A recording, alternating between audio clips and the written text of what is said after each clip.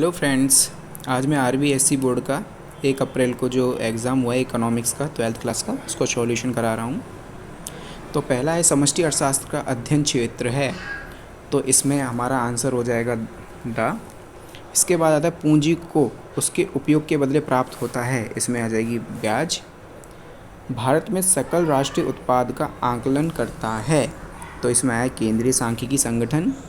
Digital भुगतान का सरल तरीका है ई वॉलेट्स। इसके बाद हम बात करते हैं बैंकों के लिए अंतिम ऋणदाता होता है, तो इसमें आएगा केंद्रीय बैंक।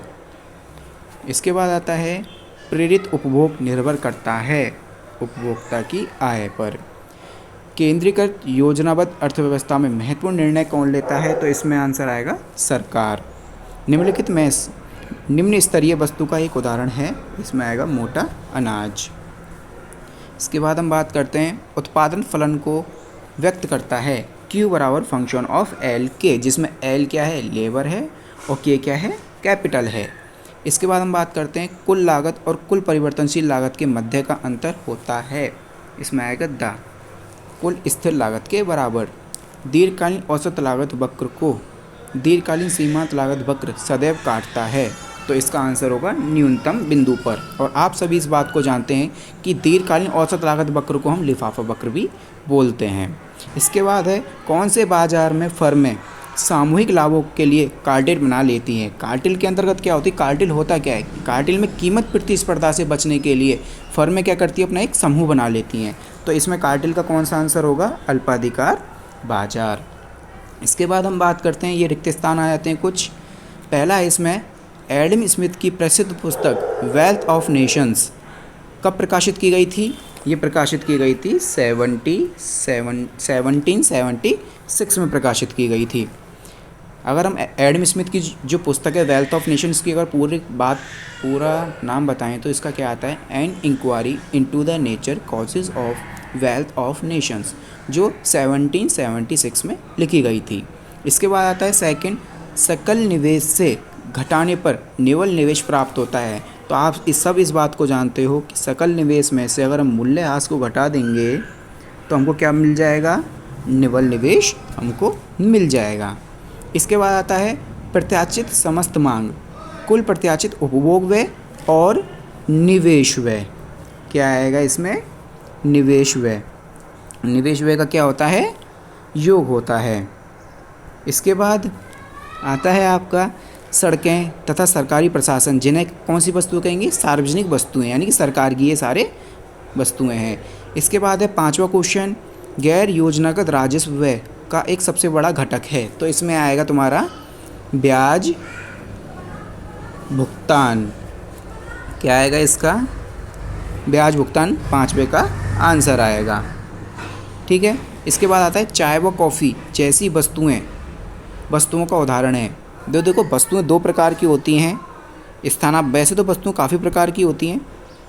इसमें क्या है, चाय व कॉफ़ी, यानी कि देखो ये कौन सी वस्तुएं, स्थानापन्न वस्तुएं। स्थानापन्न वस्तुएं कौन सी होती हैं, जिन वस्तुओं को हम एक वस्तु के स्थान पे दूसरी वस्तु का आराम से यूज़ कर सकते हैं, जैसे हम चाय के बदले कॉफ़ी भी यूज़ कर सकते हैं। तो ये कौन सी वस्तुएं, स्थानापन्न वस्तुएं। तो ये कौन सी वस्तुएं, इसमें क्या आंसर आ जाएगा, स्थानापन्न वस्तुएं छठवें में। इसके अलावा अगर हम बात करते हैं, देखो पूरक वस्तुएं भी होती हैं। पूरक वस्तुएं कौन सी होती हैं, जो साथ साथ प्रयोग में ली जाती हैं, जैसे जूता मोजा, ठीक है, पेन स्याही। ओके।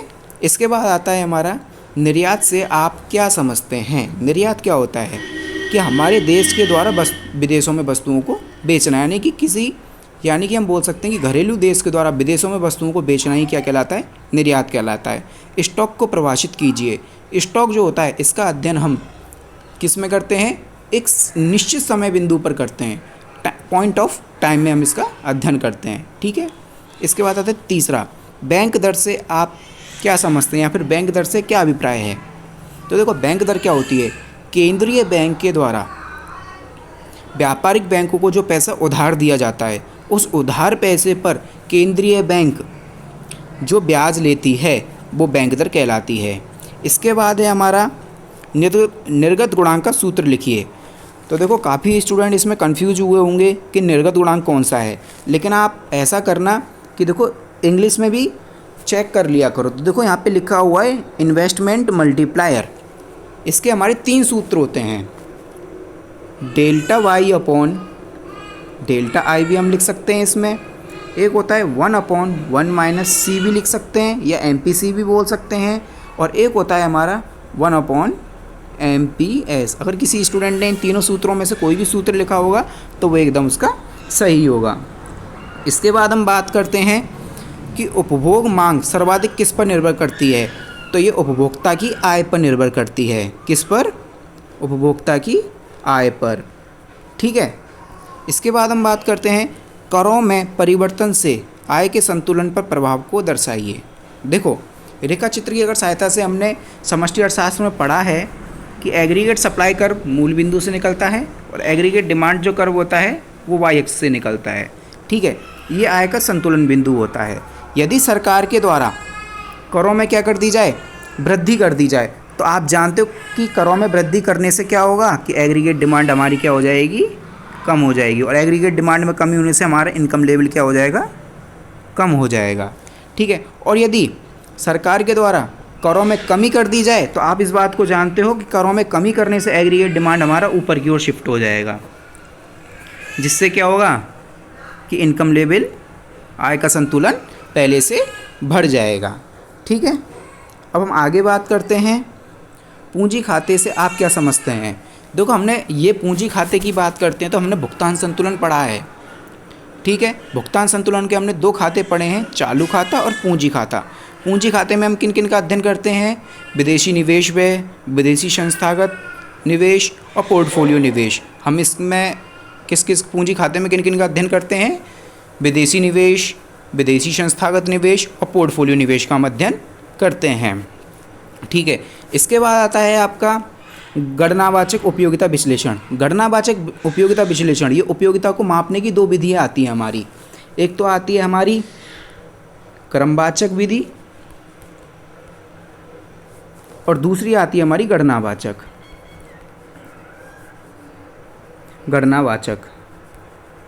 ठीक है। तो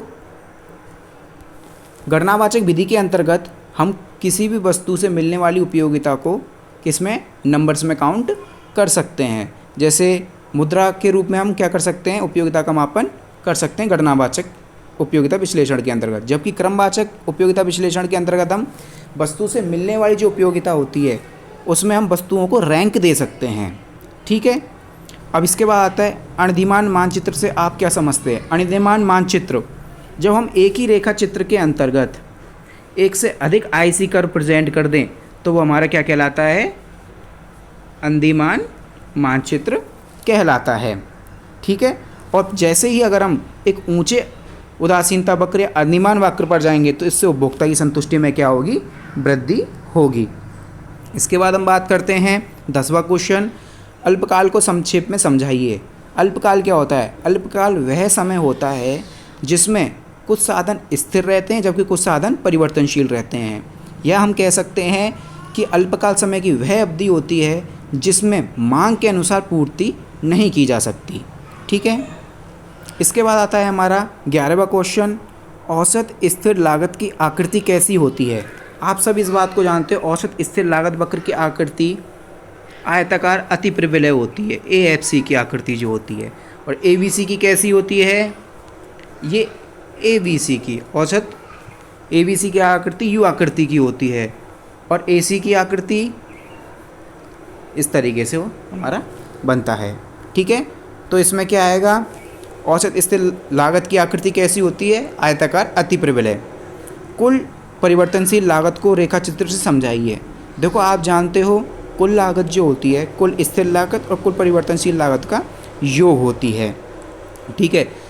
और कुल परिवर्तनशील लागत का जो संबंध होता है वो उत्पादन से होता है। जितना हम अधिक उत्पादन करेंगे तो ये उतना ही ऊपर जाता रहेगा। तो कुल परिवर्तनशील लागत का वक्र कौन सा होता है, ये कौन सा है, हाँ बच्चों, ये हमारा कौन सा हो जाएगा, कुल परिवर्तनशील लागत का वक्र है। इसके बाद हम बात करते हैं कि दिए गए मूल्यों से बाजार कीमत पर सकल घरेलू उत्पाद की गणना कीजिए। तो देखो, आप इस बात को जानते हैं कि हमारी अर्थव्यवस्था के काफ़ी सारे क्षेत्र होते हैं। 4 क्षेत्र हमारे इसमें दिए गए हैं, जैसे सी प्लस आई प्लस कौन कौन से, सी प्लस आई प्लस जी प्लस एक्स माइनस एम, जिसमें सी होता है हमारा उपभोग क्षेत्र या परिवार क्षेत्र या घरेलू क्षेत्र हम इसको कह सकते हैं। आई होता है हमारा निवेश क्षेत्र या उत्पादक क्षेत्र हम इसको कह सकते हैं। जी होता है हमारा गवर्नमेंट सेक्टर होता है। और चौथा होता है हमारा एक्स माइनस एम, यानी कि विदेशों से जो हम आयात निर्यात शामिल करते हैं। ठीक है, तो इसका आंसर क्या आ जाएगा? इसका आंसर क्या आएगा बताओ? कि सी प्लस आई प्लस जी, यानी कि 1000 प्लस 1500 प्लस 500, 3000। 3000 में से अगर हम साढ़े एक्स माइनस एम, यानी कि इसका आंसर हमारा कितना आएगा? 2500। आप चेक करके देख लेना है इसमें। ठीक है, इसके बाद हम बात करते हैं आगे, वस्तु विनिमय प्रणाली को समझाइए। वस्तु विनिमय प्रणाली क्या होती है? जिसमें हम एक वस्तु के बदले में दूसरी वस्तु को ले देते हैं। प्राचीन समय में जब मुद्रा नहीं हुआ करती थी तो लोग अपनी ज़रूरतों को पूरा करने के लिए क्या करते थे? वस्तु विनिमय प्रणाली को अपनाते थे। वस्तु विनिमय प्रणाली के अंतर्गत क्या होता है कि एक वस्तु के बदले में दूसरी वस्तु को लेना, ये क्या कहलाती है? वस्तु विनिमय प्रणाली कहलाती है। इसके बाद अगर हम देखते हैं आगे, मितव्ययता के विरोधाभास से आप क्या समझते हैं? देखो, इसको मितव्ययता का विरोधाभास बोल दो या बचत का विरोधाभास बोल दो, कोई दिक्कत नहीं है। इसमें ये कहा गया है कि मितव्ययता की विरोधाभास यानी कि अगर एक व्यक्ति बचत करता है तो वो बात एक व्यक्तिगत स्तर के लिए ठीक है, लेकिन अगर सभी लोगों के द्वारा बचत की जाती है तो इससे क्या होगी? अर्थव्यवस्था में मांग गिर जाएगी। तो यह क्या है? मितव्ययता का विरोधाभास है। देखो, 2 व्यक्ति होते हैं, एक तो मितव्ययी होता है और एक अमितव्ययी होता है। मितव्ययी व्यक्ति कौन सा होता है? जो बचत करने वाला होता है। और अमितव्ययी व्यक्ति कौन सा होता है? खर्च करने वाला। ठीक है, इसके बाद हम बात करते हैं घरेलू क्षेत्र में उपभोग व्यय के वर्गीकरण को समझाइए। तो देखो, घरेलू क्षेत्र हमने इससे पहले जो क्वेश्चन किया था, इससे पहले ये जो हमने चौथा जो क्वेश्चन किया है इसमें सी, ये कौन सा क्षेत्र हमारा? घरेलू क्षेत्र है। घरेलू क्षेत्र के द्वारा जो उपभोग व्यय किए जाते हैं वो इसमें 7वें में आप देख लेना। इसके बाद आता है सरकारी व्यय में परिवर्तन से संतुलन आय में होने वाले परिवर्तन को रेखा चित्र की सहायता से समझाइए। ये क्वेश्चन बिल्कुल ही जो आपका ये 1-1 नंबर के जो क्वेश्चन आए ना, करों में परिवर्तन से आय के संतुलन पर प्रभाव को रेखा चित्र से दर्शाइए, ये बिल्कुल उसी तरीके से बना हुआ है। इसमें क्या आएगा? हमारा वही वक्र बनेगा, एग्रीगेट सप्लाई और एग्रीगेट डिमांड वाला। यदि सरकारी व्यय में परिवर्तन, यदि सरकारी व्यय में वृद्धि होती है, यदि सरकार के द्वारा नई नई योजनाएं चला करके सरकार अपना व्यय अधिक करती है, तो उससे क्या होगा? हमारा एग्रीगेट डिमांड कर ऊपर की ओर शिफ्ट हो जाएगा, जिससे क्या होगा? संतुलन आय में वृद्धि हो जाएगी, यदि सरकार अपने व्यय में वृद्धि करती है। और यदि सरकार अपने आय में कमी करती है तो आप जानते हो एग्रीगेट डिमांड कर्व जो है हमारा नीचे शिफ्ट हो जाएगा। ठीक है, इसका ये आसानी से बन जाएगा। इसके बाद आता है यदि भारत में अदायगी संतुलन के निम्न माप दिए हैं, तो देखो आयात, निर्यात और अदृश्य मद है।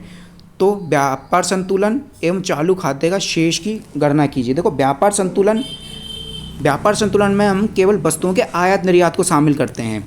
यदि एक्सपोर्ट में से इंपोर्ट को अगर हम घटा दें तो व्यापार संतुलन मिल जाएगा। यानी कि निर्यात हमने कितना किया? 2400 का, यानी कि 2400 में से माइनस करेंगे हम 1500, तो हमारा आंसर इसका क्या आ जाएगा? व्यापार संतुलन कितना आ जाएगा हमारा यहाँ पे? 900। ठीक है, इसके बाद हम बात करते हैं व्यापार संतुलन कितना आ गया हमारा यहाँ पे? 900। इसके बाद आता है चालू खाते का शेष की गणना कीजिए। देखो, चालू खाते में हम 3 मदों को शामिल करते हैं, दृश्य मदें, अदृश्य मदें और एक हस्तांतरण आय। दृश्य मदों में हम वस्तुओं के आयात निर्यात को लिखते हैं, अदृश्य मदें में सेवाओं के आयात निर्यात को लिखते हैं, और हस्तांतरण आय में जिसमें हम उपहार, अनुदान इसको शामिल करते हैं। तो देखो, चालू खाते का इसका आंसर क्या आ जाएगा? हमने एक्स में से एम घटा दिया तो हमारा 900 आ गया, 900। ठीक है, इसके बाद आता है अदृश्य मदें कितनी है? 520, प्लस कर देंगे हम इसमें 520, तो यानी कि हमारी चालू खाता कितना आ जाएगा हमारे यहाँ पे?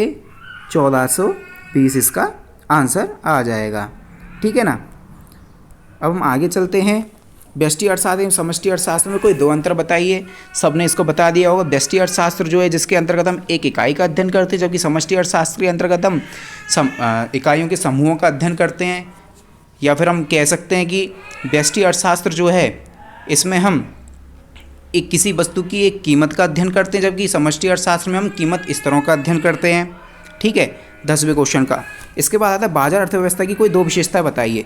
बाजार अर्थव्यवस्था वह अर्थव्यवस्था होती है, अगर मैं 11वें क्वेश्चन की अगर बात करते हैं तो बाजार अर्थव्यवस्था कौन सी होती है, जिसमें सरकारी हस्तक्षेप नहीं होता है, जिसमें वस्तु की कीमत जो होती है उसका निर्धारण बाजार की मांग और पूर्ति के आधार पर होता है। ठीक है, इसके बाद आता है आपका 12वां क्वेश्चन आता है सामान्य वस्तु और निम्न स्तरीय वस्तु कौन। सामान्य वस्तु कौन सी होती हैं? सामान्य वस्तुएं वे वस्तुएं होती हैं जो उपभोक्ता की आय बढ़ने पर जिनकी डिमांड में वृद्धि कर दी जाए। ठीक है, जबकि निम्न स्तरीय वस्तुएं कौन सी होती हैं? जब उपभोक्ता की आय में वृद्धि होने पर इनकी मांग गिरा दी जाती है एवं उपभोक्ता की आय में कमी होने पर निम्न स्तरीय वस्तु की मांग बढ़ा दी जाती है। ठीक है, इसके बाद हम बात करते हैं उत्पादन फलन की संक्षिप्त व्याख्या कीजिए। उत्पादन फलन क्या होता है? आगत और निर्गत के मध्य जो फलनात्मक संबंध दर्शाता है, आगत और निर्गत के मध्य यानी कि इनपुट और आउटपुट के बीच जो रिलेशन प्रेजेंट करता है, कौन सा फंक्शनल रिलेशन जो प्रेजेंट करता है वो कौन करता है? हमारा उत्पादन फलन करता है। इसके बाद हम बात करते हैं पूर्ण प्रतियोगिता बाजार में कीमत स्वीकारक व्यवहार को समझाइए। देखो, कीमत स्वीकार व्यवहार को समझाइए। आप जानते हो कि पूर्ण प्रतियोगिता बाजार के अंतर्गत उद्योग के द्वारा तो कीमत निर्धारित की जाती है, जिसमें हमारा कीमत क्या होती है? पी जो होता है हमारा AR बराबर MR होता है कि नहीं होता? ठीक है, ये उद्योग के द्वारा, देखो इसमें डायग्राम कौन सा बनेगा अगर आप देखते हो तो इसमें डायग्राम बनेगा डिमांड, उद्योग की मांग, डिमांड और सप्लाई दोनों एक दूसरे को जहाँ काटेंगे, दोनों एक दूसरे को जहाँ पे काटेंगे वहीं पे इसकी कीमत बन जाएगी हमारी। ये जो वक्र बनता है कौन सा?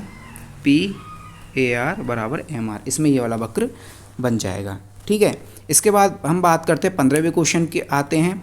मान लीजिए गेहूं के लिए बाजार मांग वक्र तथा बाजार पूर्ति वक्र हमको ये वैल्यू दे रखी है। देखो, आप जानते हो कि संतुलन की स्थिति में क्या होता है? डिमांड और सप्लाई क्या होती है? दोनों बराबर होती है। तो हम इसमें क्या करेंगे कि डिमांड और सप्लाई दोनों की वैल्यू बराबर रख देंगे। तो इसमें देखो हमारी डिमांड एंड सप्लाई की जो वैल्यू आएगी वो कितनी आएगी, यानी कि क्वांटिटी कितनी आएगी हमारी 160, जबकि प्राइस कितनी आ जाएगी हमारी यहाँ पे 40। इसका आंसर होगा। इसके बाद हम बात करते हैं नीचे दिए गए सारणी में कुल संप्राप्ति की गणना कीजिए। ये हमारा 16वां क्वेश्चन है। कुल संप्राप्ति यानी कि अगर मात्रा का अगर हम कीमत से गुणा कर दें तो हमको प्राप्ति प्राप्त हो जाएगी। तो पहले में आएगी 22, दूसरे में हम देखते हैं तो 38, इसके बाद हम बात करते हैं तीसरे में आएगा 48 और इसमें आएगा 52। ठीक है, अब हम आगे देखते हैं राजस्व घाटा, राजकोषीय घाटा एवं प्राथमिक घाटे को समझाइए। राजस्व घाटे का सूत्र क्या होता है? राजस्व व्यय इज़ ग्रेटर देन राजस्व आय। तो उससे तो हम क्या निकाल लेंगे, यानी कि व्यय जो होते हैं, घाटा हमको कब होगा? जब हमारे व्यय अधिक होंगे और आय कम होगी, तो राजस्व घाटा हमको मिल जाएगा। ठीक है, देखो राजस्व घाटा जो होता है वो हमको ये बताता है कि हमारा जो घाटा हुआ है वो किन किन मदों पर व्यय करने के कारण हुआ है, जबकि राजकोषीय घाटा क्या बताता है कि इस घाटे को पूरा करने के लिए हमको ऋण कितना लेना है और इस ऋण को चुकाने के लिए ये जो हमने ऋण लिया है इसका ब्याज भुगतान कितना करना है। इसकी बात हम करते हैं राजकोषीय घाटे में। जबकि प्राथमिक घाटा क्या बताता है? प्राथमिक घाटे का सूत्र होता है राजकोषीय घाटा माइनस ब्याज भुगतान। तो देखो राजस्व व्यय का तो केवल एक ही सूत्र राजस्व घाटे का तो केवल एक यही सूत्र आता है कि राजस्व व्यय इज़ ग्रेटर देन राजस्व आय। ठीक है, और हम बात करते हैं राजकोषीय घाटे की। तो देखो जब हम बजट पढ़ते हैं तो हम राजस्व बजट और पूंजीगत बजट दोनों पढ़ते हैं, और राजस्व बजट में हम पढ़ते हैं राजस्व आय और राजस्व व्यय। ठीक है। और जबकि पूंजीगत में क्या पढ़ते हैं, पूंजीगत आय और पूंजीगत व्यय। तो राजकोषीय घाटे के अंतर्गत हम देखो पूंजीगत राजस्व और पूंजी दोनों को शामिल करते हैं, ठीक है। इसके बाद आता है हमारा 18वां क्वेश्चन। 18वां क्वेश्चन आता है हमारा, वास्तव में अधिकांश अर्थव्यवस्थाएं खुली हैं। खुली अर्थव्यवस्था किसे कहेंगे? खुली अर्थव्यवस्था वह अर्थव्यवस्था होती है जो विदेशों से संबंध रखती है, यानी कि विदेशों से वस्तुओं और सेवाओं का आयात निर्यात करती है। वो कौन सी अर्थव्यवस्था कहलाती है? खुली अर्थव्यवस्था कहलाती है, या हम कह सकते हैं वैश्वीकरण वाली अर्थव्यवस्था जो होती है, ठीक है। इसके बाद आता है उपभोक्ता के इष्टतम चयन को बजट रेखा कैसे नियमित करती है, समझाइए। इसमें हमारा डायग्राम जो बनेगा, उपभोक्ता जो होता है, उपभोक्ता का इष्टतम चयन कहाँ होगा? जहाँ बजट रेखा और उदासीनता वक्र का ढाल एक दूसरे को काटेगा, तो ये कौन सी स्थिति हो गई? ये उपभोक्ता का इष्टतम चयन वाली स्थिति हो जाती है, ठीक है। इसके बाद आता है एकाधिकारी फर्म के बाजार मांग वक्र को रेखा चित्र की सहायता से समझाइए। एकाधिकारी बाजार का मांग वक्र कौन सा होगा हमारा? एकाधिकारी बाजार का मांग वक्र आप सब जानते हैं। मांग वक्र जो होता है हमारा, इसमें MR और ये होता है हमारा AR। तो AR वाला जो वक्र है ये एक AR, और आप सब जानते हो एकाधिकारी बाजार में मांग की लोच क्या होती है? इकाई से कम होती है, क्योंकि इसमें कीमत तो अधिक प्रभावित होती है लेकिन मांग मात्रा बहुत कम प्रभावित होती है, ठीक है। तो इसमें कर्व कौन सा बनेगा? 20वें में ये वाला इसका कर्व बन जाएगा। इसके बाद हम बात करते हैं मुद्रा की पूर्ति में केंद्रीय बैंक एवं व्यापारिक बैंकों की भूमिका की व्याख्या कीजिए। देखो ये दोनों क्वेश्चन एक तरीके से देखा जाए तो दोनों के सिमिलर से ही हैं, लेकिन इसमें व्यापारिक बैंकों के बारे में भी पूछ लिया गया है। तो देखो अगर हम बात करते हैं मुद्रा की पूर्ति में केंद्रीय बैंक एवं व्यापारिक बैंकों की भूमिका की व्याख्या कीजिए। देखो सबसे मुद्रा की पूर्ति को नियंत्रण करने में सबसे मेन रोल जो होता है वो केंद्रीय बैंक का होता है। केंद्रीय बैंक ही व्यापारिक बैंकों को आदेश देती है, और केंद्रीय बैंक जो है वो मुद्रा की पूर्ति को नियंत्रण करने के लिए मौद्रिक नीति का उपयोग करती है, ठीक है।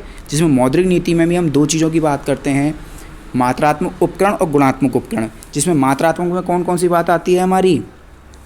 CRR, SLR, bank rate, repo rate, reverse repo rate.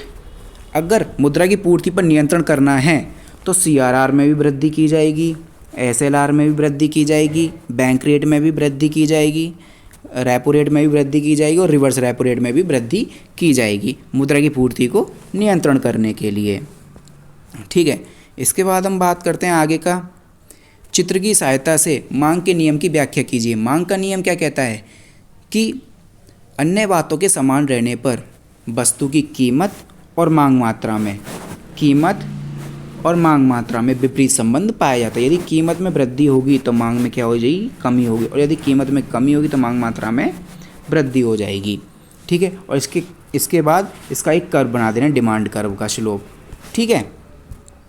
इसके बाद आता है बाजार मांग को एक उपयुक्त रेखा चित्र की सहायता से समझाइए। बाजार मांग क्या होती है? बाजार मांग ये होती है कि जब एक उपभोक्ता के द्वारा किसी वस्तु की मांग की जाती है वो तो हमारी व्यक्तिगत मांग कहलाती है, लेकिन जब बाजार में सभी उपभोक्ताओं के द्वारा जो अलग अलग कीमतों पर जो मांग की जाती है उनका योग बाजार मांग कहलाता है, ठीक है। इसके बाद हम बात करते हैं 13वें क्वेश्चन का। 13वां क्वेश्चन है हमारा, पूर्ण प्रतिस्पर्धा बाजार में उत्पादन बंद बिंदु यानी कि शट डाउन पॉइंट की बात कर रहा है। तो देखो पूर्ण प्रतियोगिता बाजार के अंतर्गत अल्पकाल में हमने 3 स्थितियां पढ़ी हैं, सामान्य लाभ, असामान्य लाभ और एक हानि। इसके अलावा एक स्थिति और आती है हमें शट डाउन पॉइंट।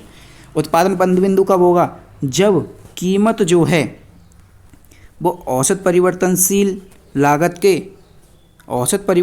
जो लागत है एवरेज वेरिएबल कॉस्ट या तो इसके बराबर हो या इससे कम हो, तो ऐसी कंडीशन में क्या कर देती है फर्म अपना उत्पादन बंद कर देती है। और अगर हम इसके डायग्राम की बात करें तो इसका डायग्राम किस तरीके से बनेगा? P, इसमें हमारा ऊपर होता है AC कर्व और नीचे होता है हमारा ABC कर्व और हमारा MC कर्व इसको इस तरीके से काटता हुआ होता है।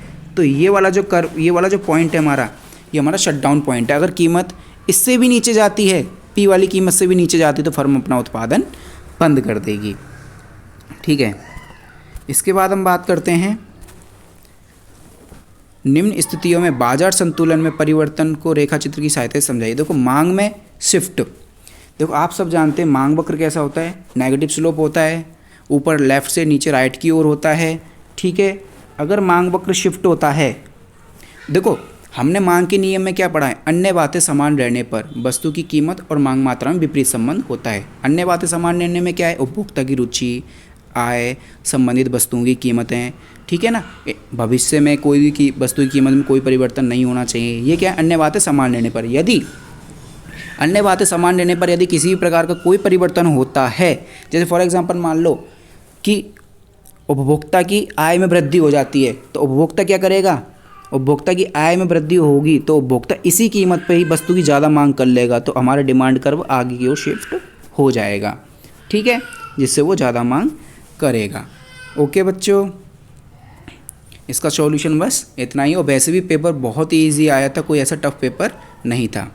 Okay, thank you.